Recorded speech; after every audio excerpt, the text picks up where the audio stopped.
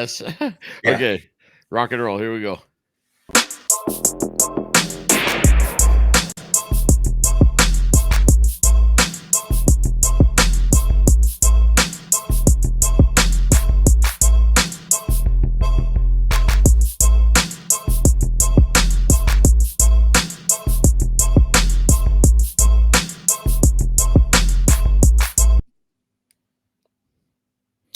All right, welcome to the Broadcast Braddahs. I'm Justin Faye Song. This is Joe Va'a, and welcome in. We're doing a 2024 Hawaiki Nui Va'a recap, and kind of go over some of the broadcast hangover that we had after that epic Friday we got to do. Right? Yeah, I was just gonna ask, like, how are you recovering from that epic finish? That was just an epic day all over. The whole day was epic. It was amazing day, and like we said, can't thank Polynesie Premier enough for allowing us to do that. And we're gonna bring on someone that's Well, very important getting this done with us too. But and basically allowing us to talk for 5+ hours continuously, and which felt like a blinking of an eye for us. And yep, kind of a different format than we've seen too. It's I think a genius idea you had, Braddah, about doing that kind of format. I think it was entertaining. We had a lot of fun. We had a lot of people that were able to share their experiences with us, especially since you and I haven't done that race. So it made perfect sense to have people in to share with us their experiences, from Kevin Olds and Uncle Walter Guild, from 20 plus, 30 plus years ago, to Danny Ching and Tupuria King and Igor just recently in the last 5 years. Yeah. Thanks for hosting us. We had it at, we finally, it's been a while since we've done a proper episode from the table, like the good old days when we first started this ride. So but yeah, it was just elated all over, man. That was it was so nice to hear, to get an in-depth perspective from the guys you mentioned. But also it was awesome to see. There's that word again, awesome. It was awesome to see, at certain stages of the race or certain points of the race, we could have, Danny, Igor kind of touch Micah, touch on, how they felt, what was happening for them, what was their perspective, at certain stages of the race. So I was, I know you had a doctor's appointment with the baby in the morning, which set you back a little bit, and we had a little bit of technical difficulties to start. I was super thankful to Will for jumping on from the airport, just about to get on an airplane, and started off. He proposed the right question, which we'll get into, is what team did David run, and did he run the right team for the race for Va'a to, ultimately take the win after such a strong performance in day two. And we obviously know the results. We found out that, they did have a little bit of an issue, and OPT did end up winning the overall. Air Tahiti had an amazing run, and so did Team Huahine. Pide looked, coming strong in according to Uncle Kevin O, just Pida. Yep. And so, they Will started the energy off well. Brad came in and sat with us for a little while. We hadn't had him on for anything for a little bit, after helping us with Catalina, and then going into Uncle Walter Guild and Danny and Igor, and then Tupuria and Micah bringing the energy at like the 60% mark. It was definitely like boom, here comes Micah. Yeah, it was definitely a team effort. Like Tupu said, we could have fielded a canoe. We could have fielded a crew with the lineup that we had of Braddahs. So it was definitely a team effort to put on the Braddahs cast, and it was just a really good fun watch party. Well, I got to say, one Braddah that kept trying to come on all the time and was boots on the ground, live from the show, trying to get us information. Yeah. And we kept trying to get him on, and he was on a media boat and running the outer reef. And so, it was, even for what little time we had him on for, there was just those little nuggets of, him standing on the shores of Bora Bora, right? In the waist feet water, and his service was spotty, but just that little glimpse of the music, just a feeling of being there at the finish line was so cool. I mean, to me, that alone was just unreal, right? Here we are talking to Tupuria and on his lunch break in Aotearoa, and then we also got Danny on the call, and then Johann checking in with us, and here he is at the on the shores of Bora Bora. Well, let's get him on. Let's get him on while we got him. Solid. Okay, here we go, guys. There we go. Hey, how's it going, Yay. guys? Hey, good. I'm gonna roll you into the middle here. Oh, cool. There we go. Okay. Sea change. Yeah, there you go. Yeah. I'm happy. I just got back to Hawaii. So left last night, Tahiti, and got in this afternoon, and my picked me up, and I'm just at my sister's house. Yeah, a lot of traveling. I got to get things done, and I just wanted to say, just congratulations again for the coverage. The whole Manning cast kind of format was perfect. I think it's way better than just two people just talking, looking at a screen, and just talking about what they see, and then the hat just enriches the whole feeling, I guess you could say, the whole. Yeah. And sorry, my internet in Tahiti is kind of spotty. I was telling you guys, so I wish I had a better stronger connection, because it would have been great to just show you guys where I was at each strategic point, and especially the finish line, seeing everybody coming in live. That would have been pretty cool. So hey, looking forward to next time when we do it again. For sure. Oh yeah. Hopefully I can get a better connection. Yeah, for sure. First off, we have to thank you wholeheartly. You put this together for us, and it would never have happened without you. And thank you so much for linking us up with Polynesie and getting it all put together for us. And it was a amazing experience on our part.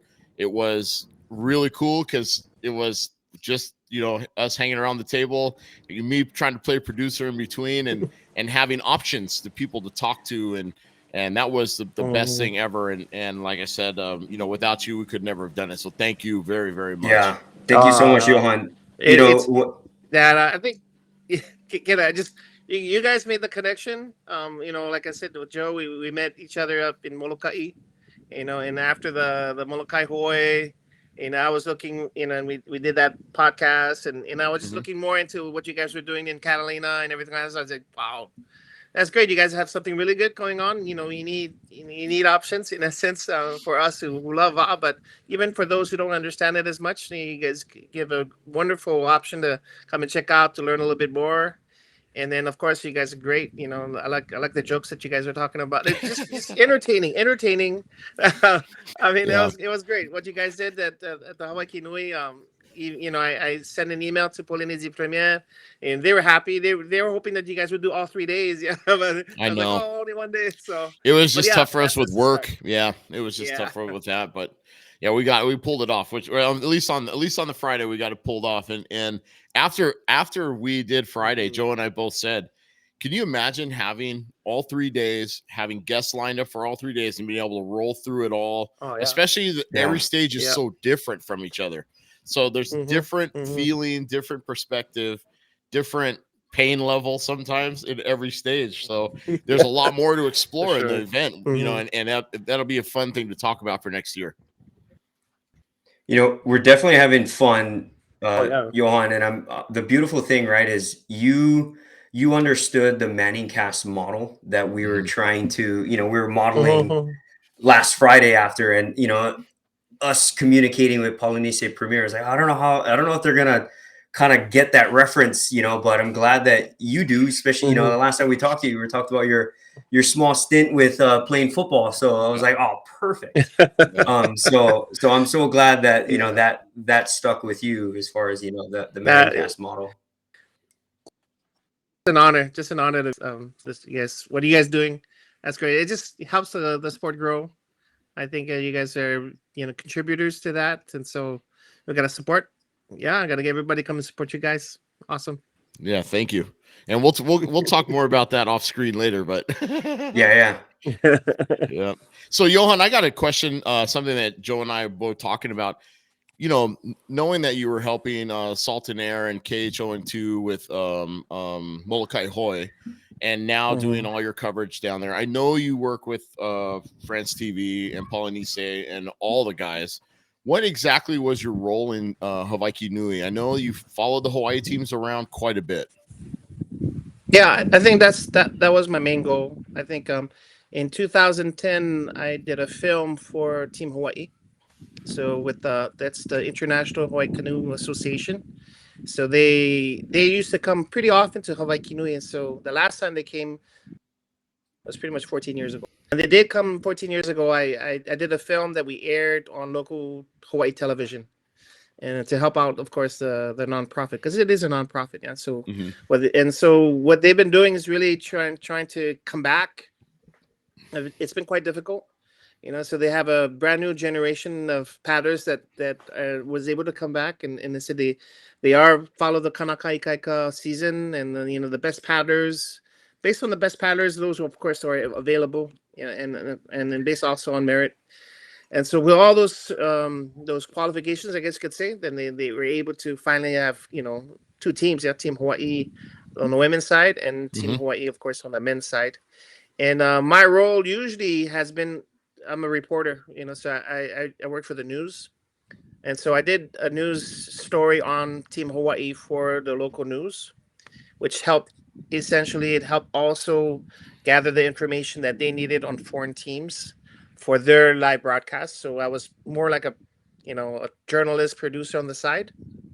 And then I usually just like I said, this time I really focused on both teams, the women's and the men's. It's kind of difficult by myself, so I decided to do the first day with the women, and then the second day with the women and the men, and the third day, of course, just exclusively with the men. And so I provided video news releases to KHON, the partner of the Molokai Hoi, and then of course of our TV station here, Polynesie Premier, which I'm a freelance journalist, television journalist. So, and then I just took pictures and made these little videos for the Kanaka Ikaika Association and the International Hawaii Canoe Association, just giving them stuff so that they could showcase on social media. And so I gave I pretty much did this all to help out, in that sense. I always trying to help out anyway. I'm born and raised in Hawaii, and so I just been living in Tahiti since a few years now. And so for me, Team Hawaii is kind of like my team as well. And so I always told them, hey, if you ever need help with anything, logistics or whatever, and then so they reached out to me, during World Sprints. I saw them. I saw Jim and John, and then Gaylord Wilcox, and of course Billy Philpotts and Bill Pratt. These are the guys behind the International Hawaii Canoe Association. So big names there back in the day. For us, for those who don't know them, of course they've won multiple time Molokai Hoi, world sprint champions as well, and they're legends in itself. And so now they're helping out the new generation. And so the new generation that you guys saw on Team Hawaii have, really Miles Orr, he just got into that outrigger. He's from, California as well. But then Ryland Hart, and the Kaho'okele Santo brothers, all these young guys who, are or can see today Hawaii's best paddlers really on the water. And so they're getting to come and get that experience. And Jim Fulte, the coach, along with John was and the brother, of course, they're behind that. They really want our Hawaii paddlers to come. Kind of like how in the past, a lot of Tahitian paddlers would come and they would jump on Hawaii teams and do the Molokai Hoi to get the experience. And in a sense, they kind of want to do the same thing. There's a lot of the paddlers on the team, surprisingly, had already done the Hawaiki Nui, but with several Tahitian teams. And there's only two. There's only two of them that never did it. So Miles Orr, of course, and then from Lanikai, I forgot his name. Aaron, I think Aaron Norris. So they're the only two ones that never did the Hawaiki Nui. That was the first time. But everybody else had some kind of experience, and then you had Daniel Chun on the team that, of course, won the Hawaiki Nui 3 times, with EDTs. So so a blend of young guys and then older guys, and then on the women's side, and they're the that has, and 4 teammates of Team Bradley, and then some other women paddlers, and I'm getting to know them. Was pretty awesome. You know, you could see that they're physically fit and ready for the Hawaiki Nui, and then of course it just pretty much blew everybody out the door. They were so far ahead. It was crazy. So they yeah, were amazing. that's pretty much in a nutshell what I did. I did the coverage. I did some images, of video. I'm back in Hawaii because we're gonna gather all the things that everybody had, and I'm gonna see if we can propose to do another TV. And so that's the plan. So I'm gonna do editing here this week. Just gather all our stuff, and then put something. Yes, it's either for sure gonna be online, but if we can get on TV, that'll be even better. Yeah. Cool. Yeah, I do have some of I have all the clips you sent me, so I'll edit some in while we're talking here. People can see it. There's some beautiful shots and amazing work that you did down there, and super. I mean, Joe and I appreciate your passion and your desire to grow the sport and be part. You know, and you're rolling it, and man, like we told you last time, it's like you've got a lot of experience, and Joe and I are trying to get there. You know. Well, we all kind of share the same goal, right? Which is so fascinating. I'm gonna move my computer to a better place where the connection's probably stronger. Yeah, that's no okay. worries. Yeah, all good. You know, Johann, we were just kind of talking. I just had a thought that I kind of thought last Friday, but it kind of slipped my mind. But so Team Bradley, it was was it their first Hawaiki Nui? Do you know? Team Bradley? On the women's side of things? Team Bradley, no, they've been here before. Like I said, 14 years ago. Okay. 14 years. Oh, Team Bradley as well. Okay. So, so Lauren Spalding was part of that, and she said, yeah, long time. Did they back, and they were so happy. Did they win that back then too? Yeah, they won. Okay. Yeah, dominant. You know, if I'm not mistaken, they've won at least 6 times. At least 6 times. So every time they've come, they won. I think there's only 1 year in 1999 where Tahiti won. Mm-hmm. But that was in 1999. So a long time ago. So we're talking about Donna. You remember Donna? She went around the island on D1. Yes. So she came with her team, and so that's great. They're all part of Team Bradley. So this is the next generation. Yeah. So Johann, back to Hawaiki Nui last. I mean, we were only on for Friday, but of course you were on for all 3 days. What were some things that stood out to you the most from that weekend? Okay, so or from those 3 days? Yeah, you guys missed it, but on the second day, well, so the first day, Team Hawaii with the new the Va'a that was shaped was the original Va'a that they just redid lighter that won the 2 Hawaiki Nuis in the past with Variara. So Team Hawaii waiting to see how she would perform on the water. And then so Kevin works his magic, has called Manutia to come in, Mio of course, and he has some friends from Tahiti, couple friends from Tahiti. The paddlers from the village, And so they were first out of and they took a more southerly course. And so Shell followed that, and then but Team OPT decided to go up north with Air Tahiti. Time they halfway through the race, they noticed that the northerly course was better, and so Shells tried to come back in, but it was too late. They got that lead, 2-minute lead, and so that first day it's always so difficult because you think that the waves are there, were present, but then how is it going to align? Where's the current coming out? Because the current coming out of it's the big pass that all the water inside the lagoon between Raiati and Ta'a come out of that pass. And so where is it going to be pushing? Is it going to be pushing south, north? You don't really know until you get on the water. And so first day, Team OPT, I don't want to say they got lucky, but the right course. And Shell didn't. Shell was definitely one of the. So second day, Shell had to come out and make up those 2. But then this year they said, okay, when you guys cross the lagoon from Raiatea to Taha'a, you have to get close to the shore of Taha'a. So this is new. So organizers that said, okay, you got to go around this huge boat. It's called the Tahiti Nui. It's placed strategically so that everybody coming from Raiatea goes around it and sticks to the shoreline of Taha'a, right? So away from all the boats that are following. The boats can't follow Will made that comment. I remember about the boat. Yeah. Right. Yeah. So basically, what he's saying is they had to go around the boat. They put it there on purpose. So that's they what I was would asking. go. Is that boat there on purpose? I was like, I don't know. They would go around it. The Tahiti Nui. Okay. So they stagger the starts, right? So they let the women go first, and then the masters men go second, and the women and the masters, they followed the rules. They followed the rules. They went around the Tahiti Nui boat, and they stuck to the shoreline as they went around Taha. When it came to the opensmen, Shell, who was in the lead, followed that same course.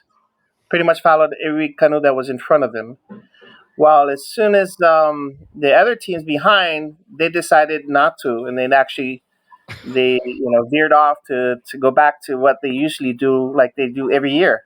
Pretty much, stick close to the boats that are following the race, and then use that. And so Shell was not too happy about that, so they submitted a complaint.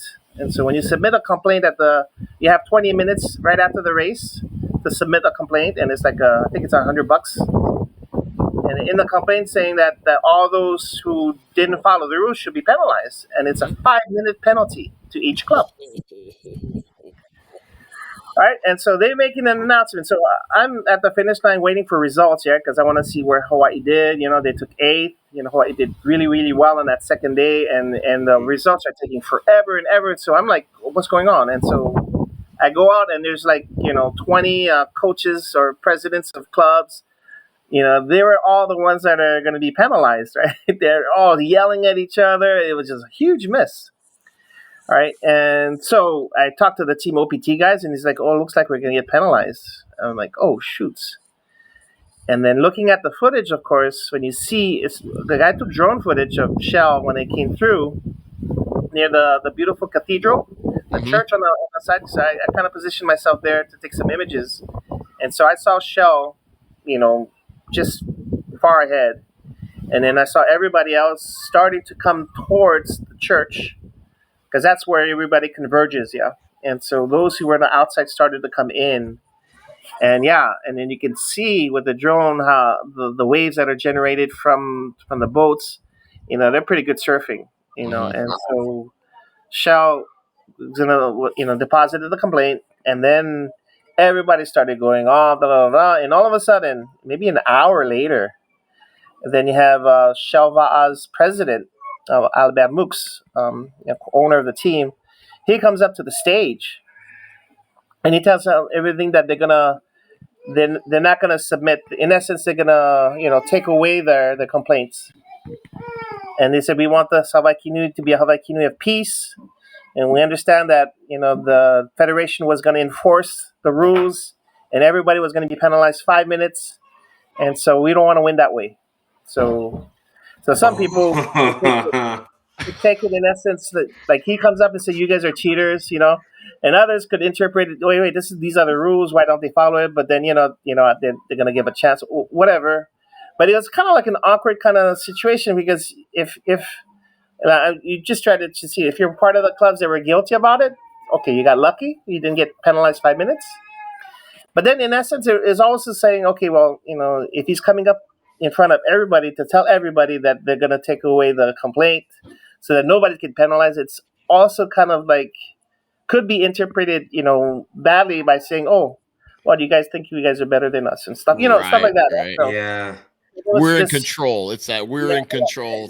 Yeah, so we are right, and they were right. They are right, but maybe they could have done it differently. I don't know, but when you look at David Tipava, he's like, wait a minute, you guys didn't go through the effort that we went through. You guys surfed, and so you pretty much preserved some energy in essence, right? While we were chasing the minute and 40 to get back into this competition, and so it's not fair. True, right? Yeah. So all of that was just brewing. Everybody was talking about it, and then coming into the third day, right? so it's like, wow, some people were saying, well, if they were penalized, for sure it would have been a different race. Yeah, right. For sure. Hey, real quick, Johann. So if they didn't have to go around, if they didn't go through that proper course change, does that mean that Shell possibly could have broke their record by much further. Even more. Oh yeah, for sure. Okay. For sure. Jeez, Okay. man. Wow. Yeah. Okay. Jeez. That Yeah. shows That's how they were ready in essence, yeah. Yeah. And So so what? all of that kind of boiled over to the next day, right? So everybody got a second Yeah. chance next to Shell, right? Yeah. But you Everyone have was to win the leveling race, out. right? And honestly, the team that won the race, for me anyway, was Team Hawaii. Mm-hmm. So I say this because, this is the first time I'm actually following them during the whole race. And so they got caught up because they started right next to Team OPT. And Team OPT, of course, had 8 seconds lead on Shell Va'a. So they decided to line up right next to Team OPT at the start. All right. And so I don't know if following that rhythm was too high for them or anything like that, but they got caught up. And then they ended up coming out of after 1 hour of racing, they came out of the pass of Tiva into the open ocean. And I counted 26, but then when I look at my drone footage, it looked like 28. Mm. So they were the 28th team coming out of the pass. On day Think about 3. that. On day 3. Wow. Okay? And for them to finish 11th. Okay? And so what happened was, and I talked to Jimmy, and Jimmy, wow, because I followed them a little bit, but I was going back and forth, and I wanted to be at the finish line. And so I followed them. They were on a southerly course. Well, they were just south of the rum line. While everybody followed the leaders, right? So coming out of the pass was Huahine was first, Shell was second, third was Enviropol, fourth, OPT was fifth. And everybody pretty much followed the course, go straight onto the island of Bora Bora. So everybody followed. So the leaders went that way, and then everybody behind us, okay, we'll just follow. So pretty much everybody followed the leaders, which ended up being the worst course strategy. Right. If they would have stayed on the rum line of the south, like Team Hawaii was all by themselves. All by themselves. I mean, there was like, I remember looking back to the footage, they would show the leaders kind of in flat water, and then they would flash it to Hawaii, and they were surfing, which I thought was pretty interesting. I was like, oh, they look like they're on a completely different line. They had a blast, and the fact that he was saying that we were thinking about going up north with them, but it was like, nah, we just do our own thing, and that proved to be the right thing to do. Mm-hmm.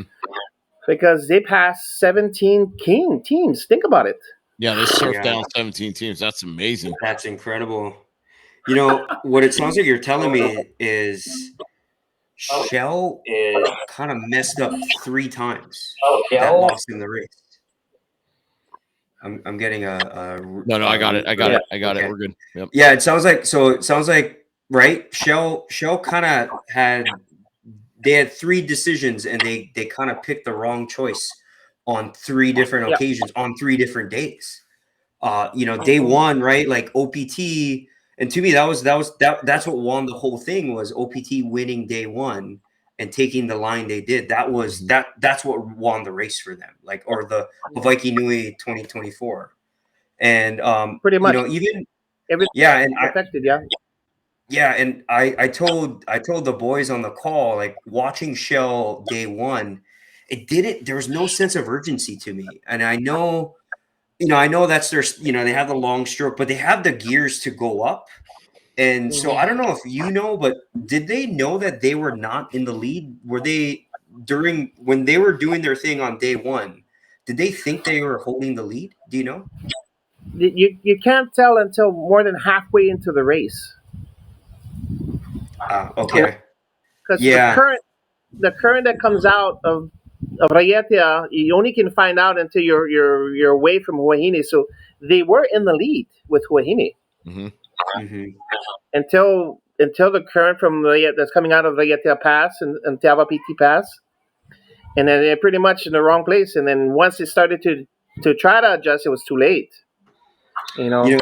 Another thing that's funny too is on day 3, I was comparing, this event to the Tour de France, right?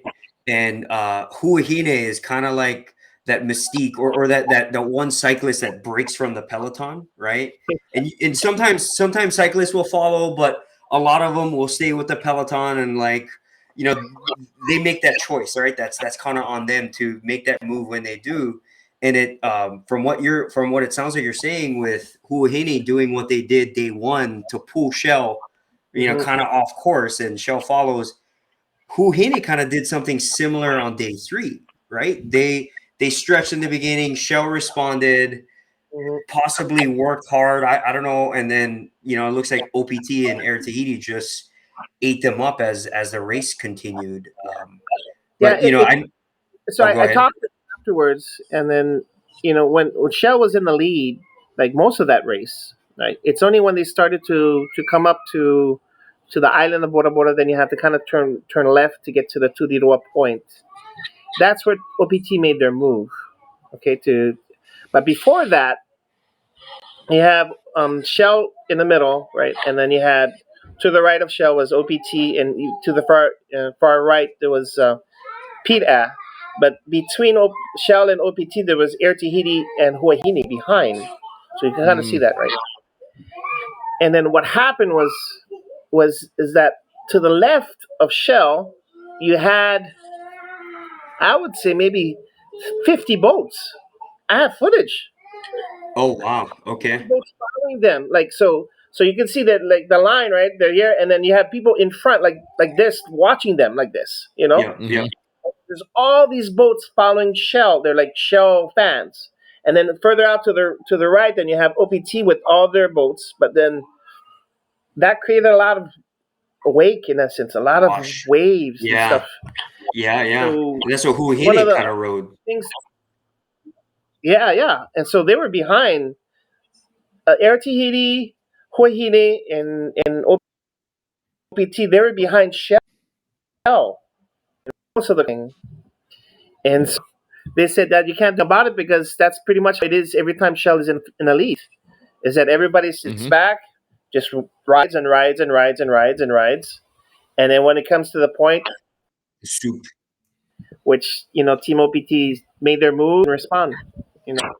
Air Tahiti made their move with OPT, followed OPT. Shell didn't respond. And Huahine did the same, and Shell didn't respond. So, I was saying, why didn't they respond? Well, how come, I don't know.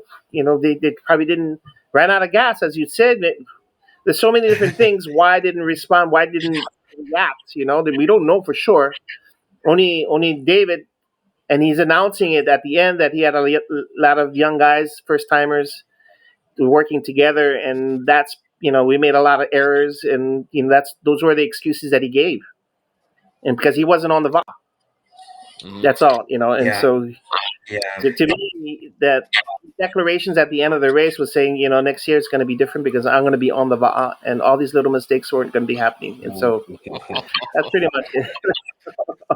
So, well, so back on the Va'a, because he's a great player, but it's pretty much what happened. And then coming into Turiroa Point, of course, it was a battle between the three, and even Huahine took a lead.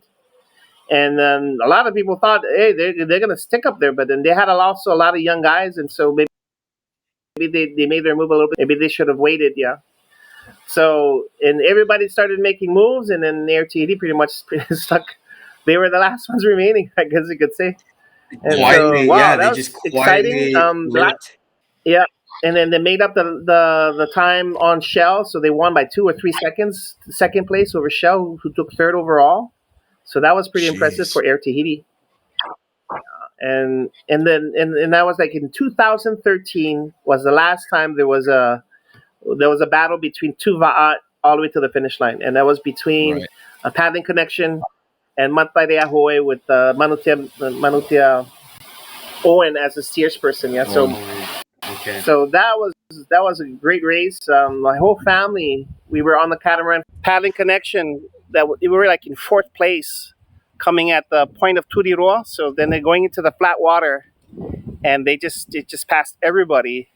And the last team that they had to pass was Matparea Hoe, which is Huahine, steered by Manutia Owen, and they caught up to them to the last last point before we call it the Hotel Bora Bora point, and then then that's when you have pretty much just the water that's about hip high, and it goes all the way to so that's last 1 mile maybe, last mile of the race, and they're just going back and forth, and that was crazy. And at that time they had a helicopter helicopter with a West Cam following them from above, and you can see all the little ripples, and you can see how each steers person was catching every little ripple to try to get ahead.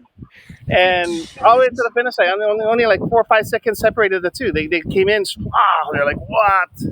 And that was 2013. That was a hell of a race. And yeah. So last Friday we were talking about the possibility of the spectators they might have to like widen the lane. The laneway. Back in 2013, did they have to kind of get out of the way? Was that a thing? No, the lane was a little bit wider than this year. Okay. Coming into it, and so they might have to. I mean, after 4.5 hours of racing, and you finish within, that reminds me of Molokai Hoi between Lanikai and Team New Zealand Hawaii. They were getting into the turn and they finished, 3 yards, 4 yards difference between each other. That was a hell of a race too. Was that 2001, 2002? Yeah, 2001. I think it was, because 2002. Yeah, and I want to say that year was a really big year too. Yeah, I think 01 was like a ginormous year. I was hoping to talk to Uncle Walter Guild about that. Surf wise, you mean, right? Yeah, really big conditions. Yeah. It's crazy that you would think, because I was following the Tahitian team at that time, and it was the best team in Tahiti was Pirad, Pirad. Yeah. And they were leading the race coming into Mauna Loa Bay. And then Lanikai and Team New Zealand just went straight in to Mauna Loa. They went in. And, the Tahitians were like, okay, we'll just stay out here. We're so far ahead. And then at the end of Mauna Loa, coming towards Diamond Head, and the two teams were ahead, 600 yards. And they're like, what the hell? Wow. So, yeah. I mean, the Tahiti, the race in itself, probably the third leg, in the first and third leg, there is that kind of course strategy that plays into it. I mean, look, Team Hawaii, for me, the Team Hawaii really, really came out. They didn't do well in the lagoon portion. They came out I counted 28th place out of the pass of Taha'a. Incredible. And just the crossing, which is about an hour and a half crossing, they made up. They finished 11th overall. So they passed like 17 crews. Jeez. Which is incredible. And they stayed just south of the rum line. Like, so Huahine came out first, and then Shell followed them, right? And if Huahine would have just went to the south course, I don't know if Shell would have followed them, because Shell did follow them coming out of Huahine. And there's a mistake about the surfing capabilities of Huahine's canoe. And so whether Shell followed because of that canoe or not, because Shell can, the paddlers are, they're in better shape, I would say, than Team Huahine. Kevin said that his team is just small. They said a lot of small guys from the neighborhood, not well known, or recruited. And so he was happy about his fourth place. He said, with what we had, we were really happy, and then we had a chance. But everybody went north, of the round line, and only Team Hawaii stuck to the south. And it worked out for them. And it's just like, I was just thinking, if any one of those teams that were behind Team OPT, Shell, and everything decide, or because Huahine was 4 or 5 minutes behind the leader, so they would have a hard time trying to beat them. But the fact that they went on the same line, I thought that probably wasn't really good course strategy. Maybe they wanted to keep their fourth place, or they were happy with their fourth place. But the fact that everybody just ended up following them, like I said, everybody, like the whole race, all of the Va'a except for Team Hawaii. Team Hawaii just stayed south of the rum line, and then they passed everybody. So that was pretty incredible. Yeah. Johann, I wish we had the ability to track. Hearing that Team Hawaii, passed like 17 teams. I wish we had the ability to track their speed versus Shell speed, right? For day 3, just as a just as an experiment to see, how much faster, perhaps they were, the line differential, how much faster they were going, if they were going faster. But going north, you're adding at least 3 miles to your course, because it's a straight line, of course, and they went straight north they actually pointed towards the highest peak of Bora Bora, because I went behind them. I was like, oh, they're going straight out there. And then when you look at the angle, like from the rum line to Turiroa and, Bora Bora, which is to the north, we're talking about good 15 to 20 degrees. Gosh, that's huge. Yeah. And then they would turn towards Turiroa when they're about maybe a mile offshore of the reef. So it's like getting really close to the island before they turn towards Turiroa. And apparently Team OPT, that's what they did last year, and it worked really well for Team OPT. And so, yeah, it's unfortunate for Shell getting caught between the whole thing, because they decided to go south of the rum line, and they weren't able to catch up. And so, yeah, just like Molokai, Hoya, you don't know what the conditions are going to give you, where the current's coming out. I mean, like we said, the first day was pretty much Team OPT was, by securing that first victory, they're pretty much in the driver's seat, and then all they had to do was just mark. We say mark, yeah, in English, in French, marquer, but they just had to follow who were their closest competitors, which was Shell, of course, and Air Tahiti. Mm-hmm. And that's what they did. Wherever they went, So that's why coming out of the pass, OPT was like 7th or 8th place coming out of the pass. Mm-hmm. And they were just looking at the lines, and they saw Huahine and Shell take off towards Bora Bora, so they followed them. And then they caught up, of course, and then they made that move at the last moment in history. And Team OPT is a good young team now. Mm-hmm. I have to say, because this is the World Championship in Australia. So 2019, these are the world champions in long distance canoe racing that they held in Australia. The second year that they held, in 2017 was IDF long distance, and the second year in Australia. And most of the team in OPT were part of that young junior team. And so these are paddlers that have been together for at least 5 years. So they have that chemistry. I did not know that. That's a good nugget. And then that makes sense, because Ryland went toe to toe with one of the juniors. Was it Hitiroa? Hitiroa Masang, yes. Right. I think he was their representative for the V1 race when they were juniors. He won the V1, and his team won. And so he represented, and so he's been in Team OPT ever since then. And the guys that race with them are part of that same team. So it is about, and a lot of times today, you just get the best guys come together, and so you have clubs like Team OPT that just take care of their junior team. So look, the juniors, their junior team won this year, the Hawaiki Nui, the 2 stages. Mm-hmm. So Team OPT on the junior category also won. So they have guys coming up, in the next. And so you talked about dynasty, Justin. Yeah. This might be the new dynasty. I mean, change of the guard. Well, I don't know if it's change of the guard yet, because, like I said, Shalva is still a lot of young guys on that team. 18-year-olds, mm-hmm. 21-year-olds, 20-year-olds. So, it's going to be a lot of battles in the future. Air Tahiti, they're getting a little bit older. Air Tahiti is a team of friends that've been together for the last 5 years, 6 years, just working really well together. And Team Huahine is also very young. Like Oni Manutea Mio and of course Kevin are the stars of that team, but everybody else is like, well, we've never heard of them, So, right. So anyway, so Team OPT deserved their victory. They did everything that they had to do right, their strategy, and this is with a new coach. They won last year with Kopen Vaivish, who was a women's team's coach and became the men's team's coach. They won with Kopen. And this year they brought in George to take over the helm, and they won. And so how you said you have to get used to the coaches and stuff like that.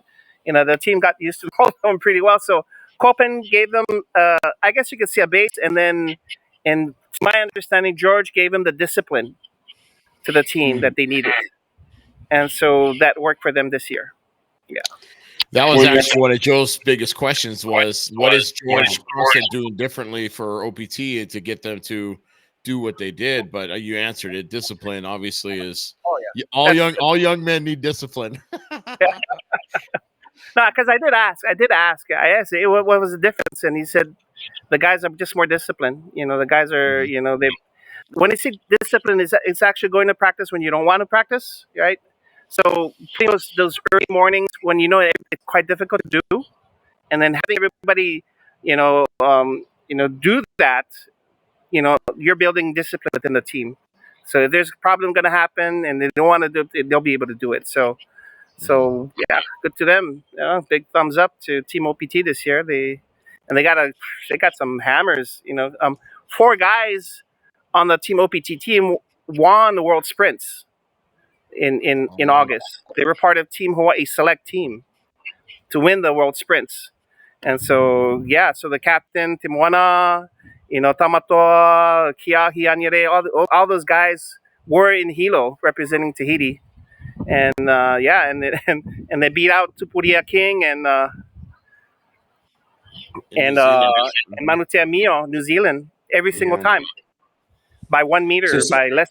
Yeah. So it sounds like what you're saying is this has kind of been a culmination of the last 5 years, and they've quietly been getting it done, right? That's really cool. Last year they surprised everybody. They thought they got there too early, and no, they're not too. They're 22, 21. Most of the guys. We said this last Friday. It was last year. The narrative was, Shell, they lost their guys kind of down the stretch, and that's why OPT won. And for OPT to make that move, with about a little over an hour left on day 3, that was the finishing blow, right? For them, that was the statement that they made. I mean, I think it's safe to say that they won Hawaiki Nui on day 1, right? But they made the statement. They made the statement by catching up to Shell, throwing blows, throwing a couple body shots, and then just walking away with it. I mean, although Air Tahiti walked with them, but I mean, it's an incredible story, and I still think it's kind of a change of the guard. I got to ask you, Johann. They say Molokai Hoi is Molokai Hoi has coined the World Championships, right, for paddling. What is in Tahiti? What do they coin Hawaiki Nui? Because we were calling it the Galaxy Championships, the Solar System Championships, because the Universe Championships. And you brought up a good point before we got cut off on the call that Shell was the only contender, right, that showed up to Molokai Hoi this year, where Air Tahiti OPT did not. Yeah. So what is the? I mean, I know Hawaiki Nui has been going on for not as long as Molokai Hoi, but it's still a very prestigious race.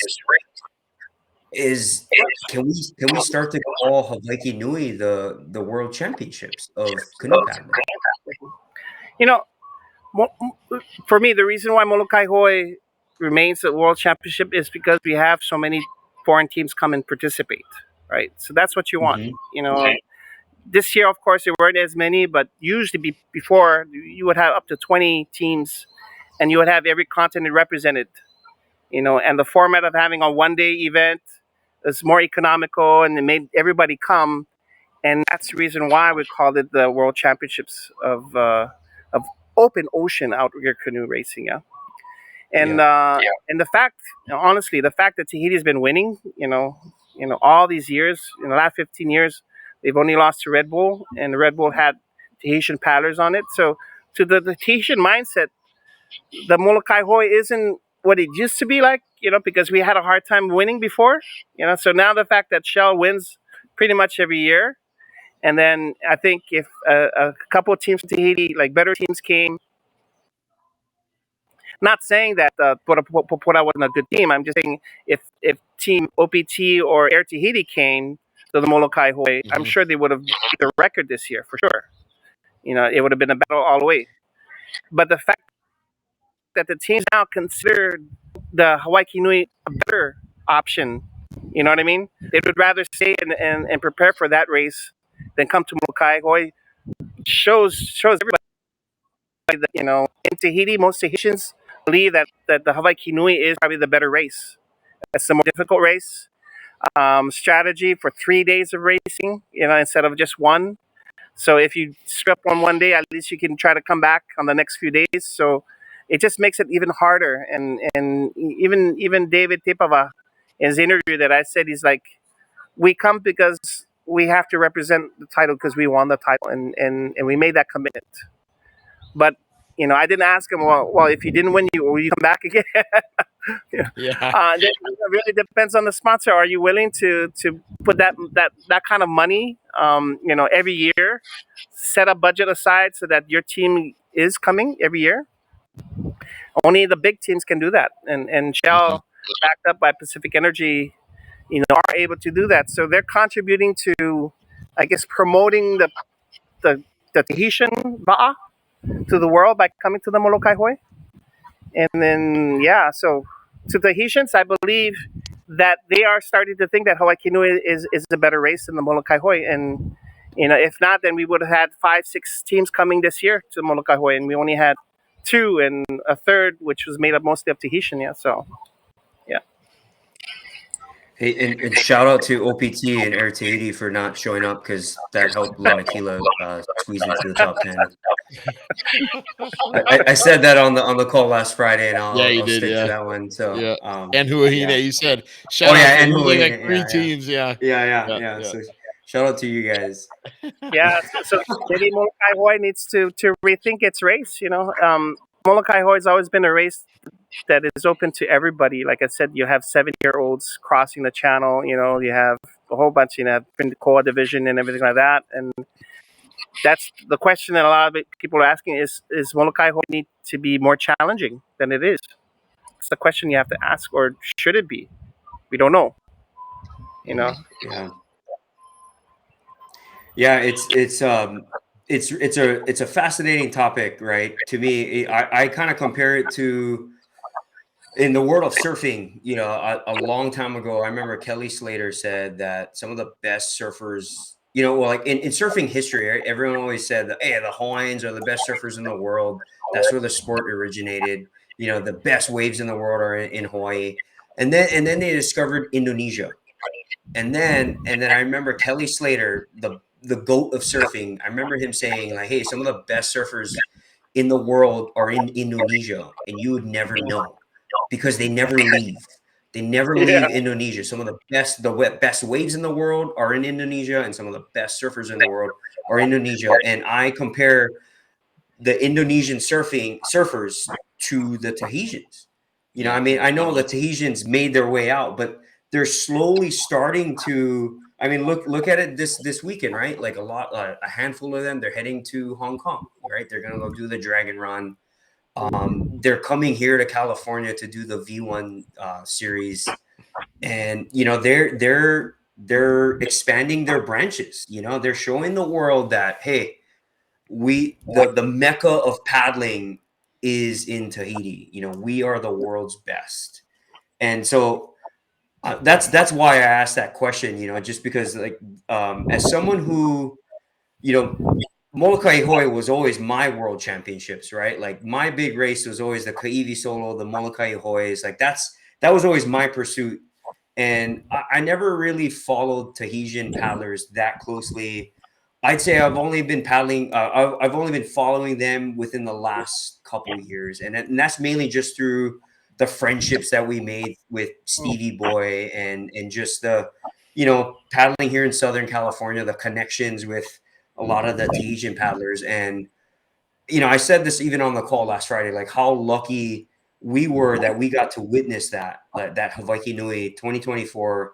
That was hands down one of the best spectator just finishes, like experiences, like we've got to see, through a broadcast, through the airwaves, and the whole world got to see that. And the Tahitians are here. They've always been here, right? But they are, they're branching out. And so yeah, it's what a time to be witnessing this, in the world of paddling.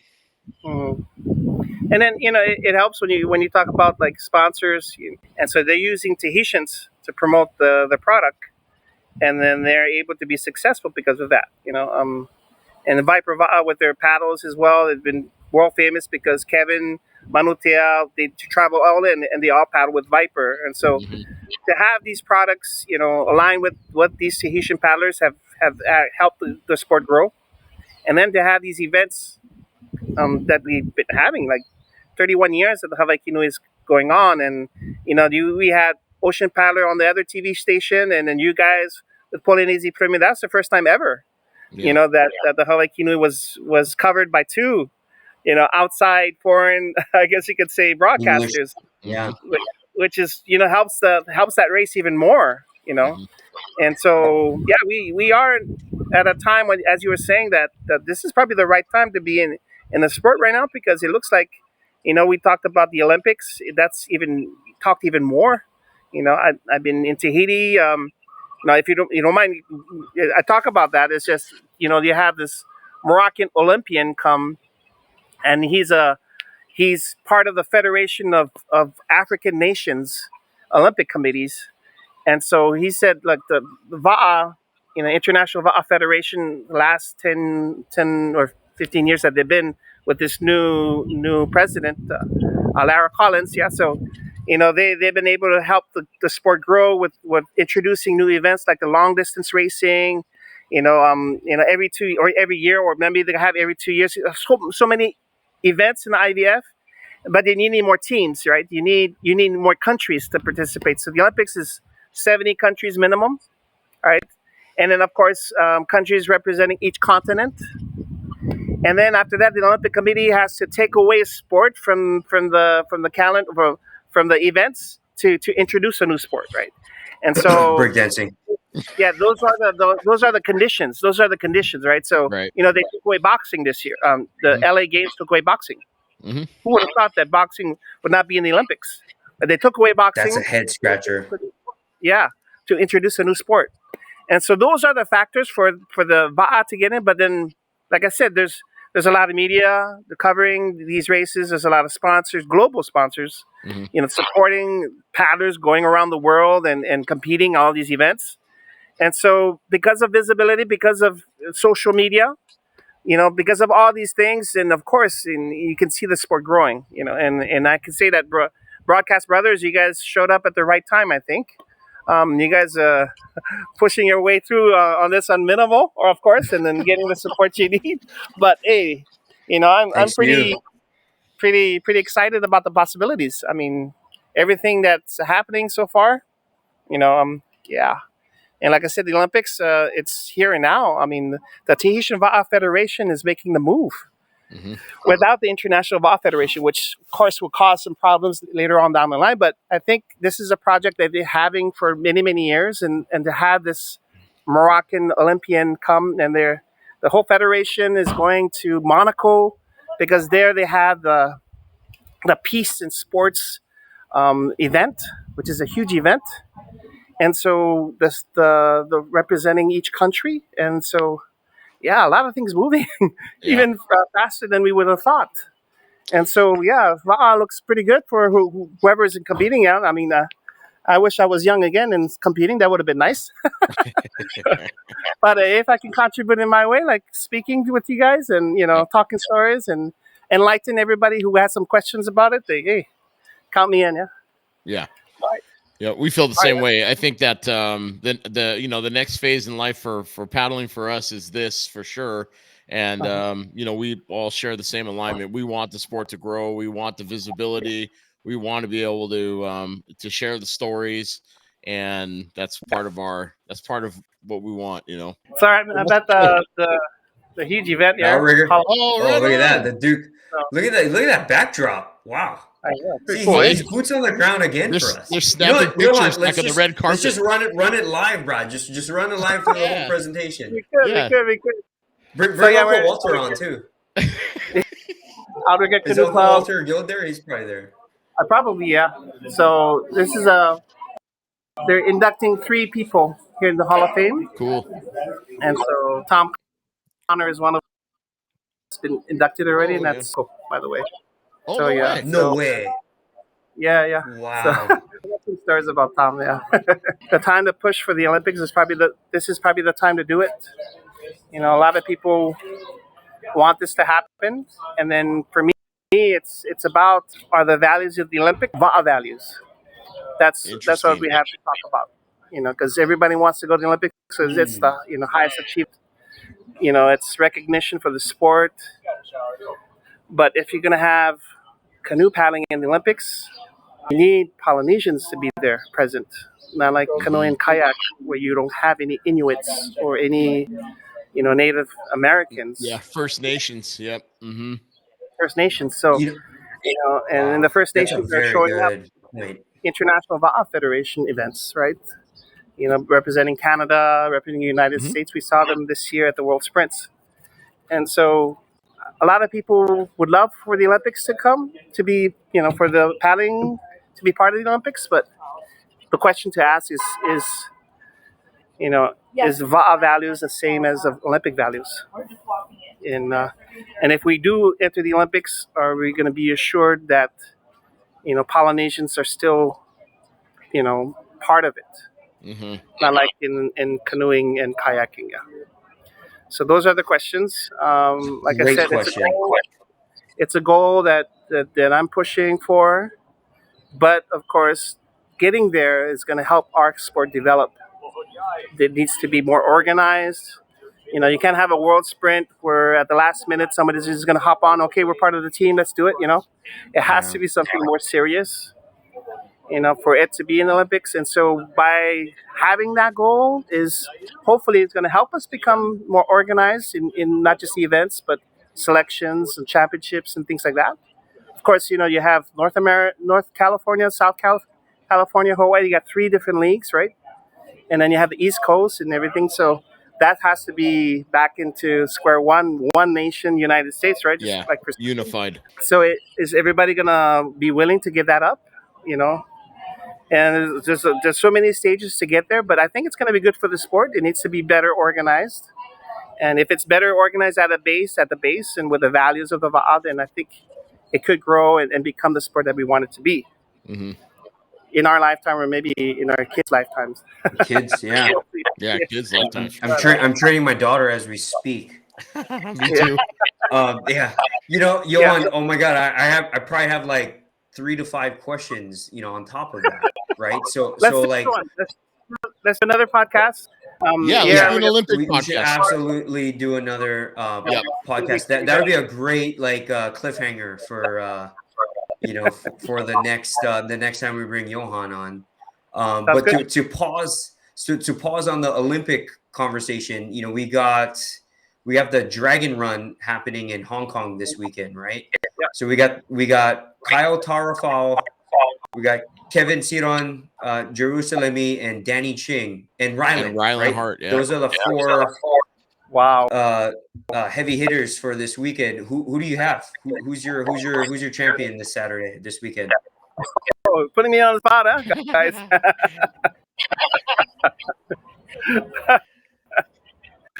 Well, the shoots is in good shape, yeah. I have to go with Kyle because he's been the most consistent. His team did really well, and like I said, he's won every single individual in Tahiti. We'll see how he's going to be able to adapt to a different environment, but I'm rooting for Kyle.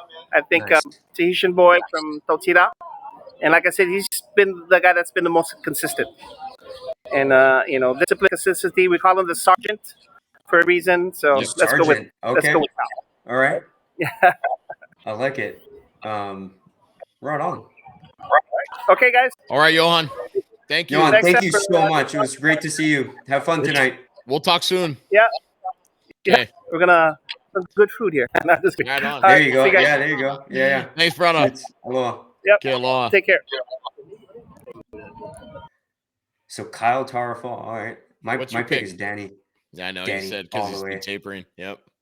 Danny is I think he's those not taking anything away from those other 3 champions, but they had a really epic time paddling last week. And I mean, I'm not them. I don't know their tapering situation, but I just think Danny's the most primed and ready for it. And I saw him the other day. What do you think?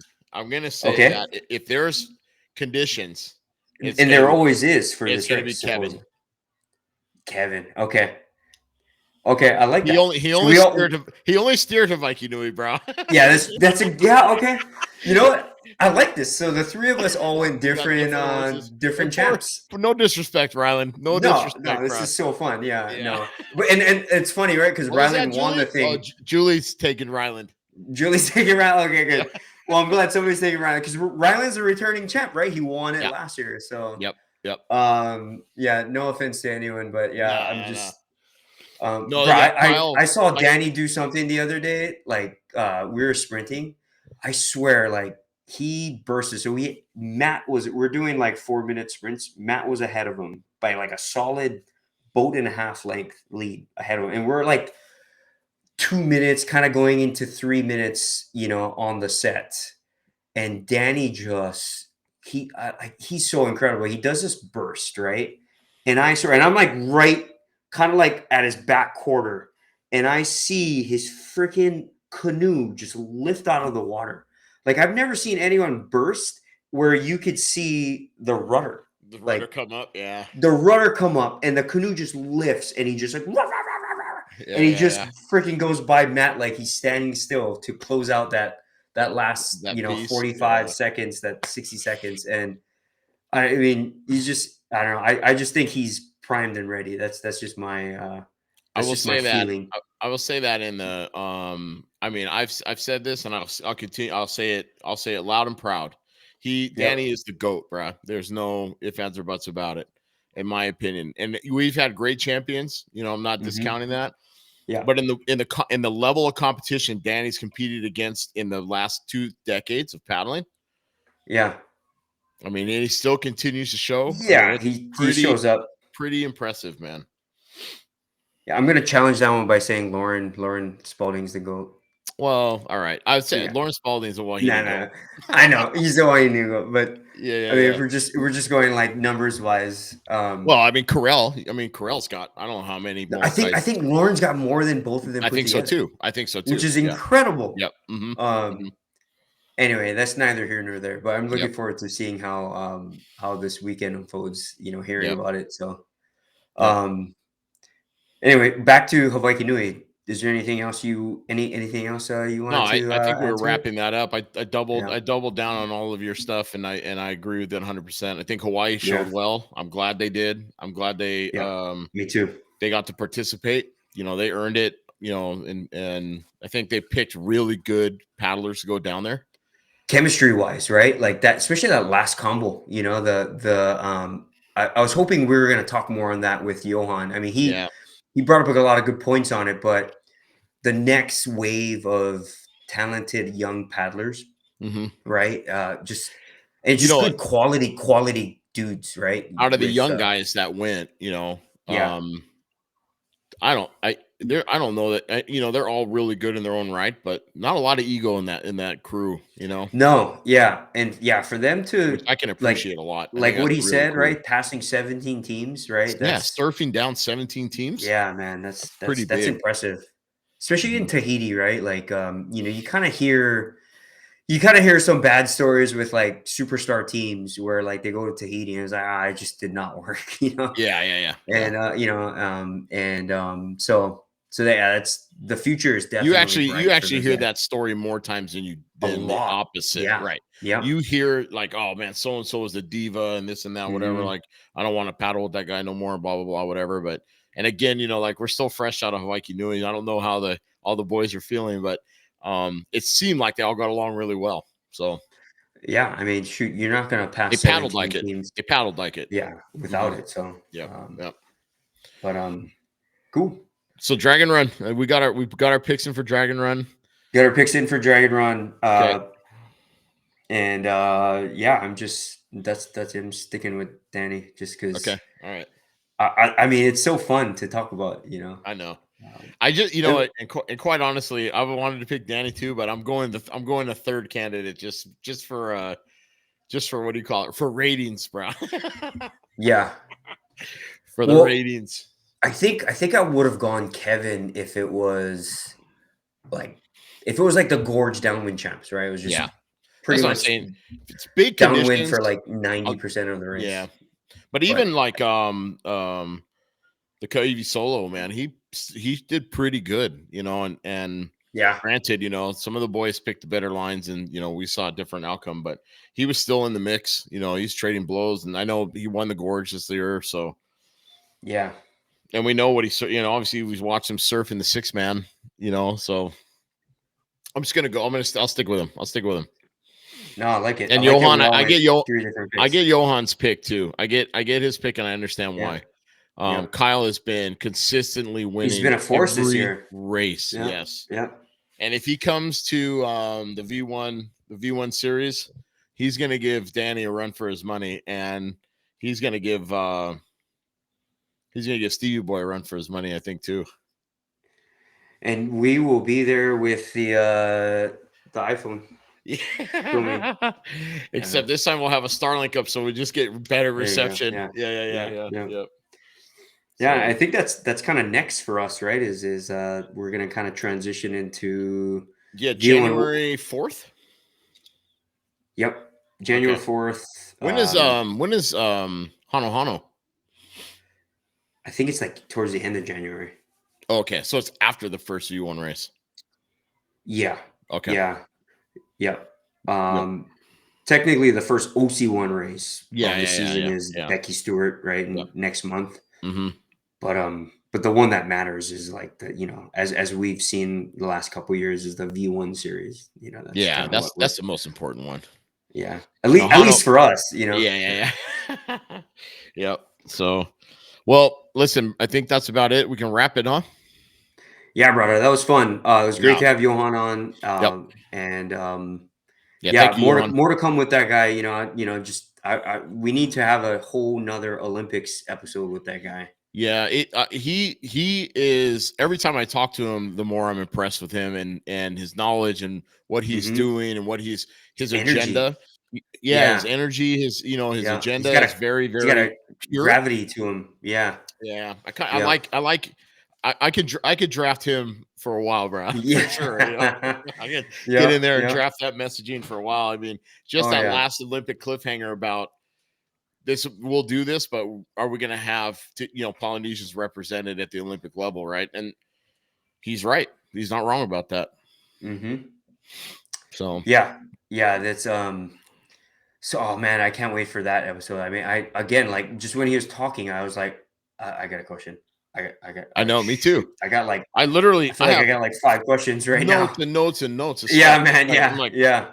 So, there's a lot of stuff to kind of talk to him about. And, man, excited to help however we can too. So, yeah, we're here for it. The future's bright. I got my little one, I'm just, singing the Olympic song to her or playing the Olympic songs to her, right? Start taking her up in elevation, maybe, and get those red blood cells going. Yeah, bro. That was my saving grace growing up, man, is living at 5,000 or living at a mile high. Yeah. So. That's why you can drive a golf ball 400 yards. Yeah. All the red blood cells in my hands, bro. Yeah. It transitioned into the ball and it just disintegrated to the stratosphere. Oh man, that's funny. Anyway. Right on, bro. Cool. All right. So thanks for joining us, guys. Have a great night, Braddah, and we will catch you on the next one.